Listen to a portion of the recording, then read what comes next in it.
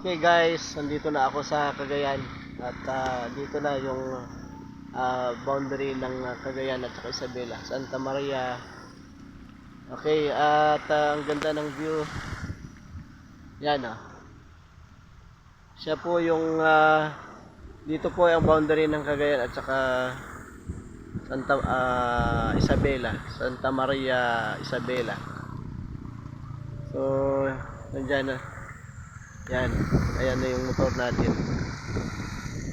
Yan. Then mamaya na ako sa bahay. Okay guys, maraming salamat dahil pagod na ako. Ginawa ko lang 10 hours. Actually kaninang umaga pa 4 o'clock ako umalis dun sa may Sorsogon, Bulacan dahil nagpatila muna ako ng ulan. So 4 o'clock dapat is 4 o'clock, 12 hours ko sana mamayang 4 o'clock. Pero 2:30 pa lang ay nandito na ako. Kaya 4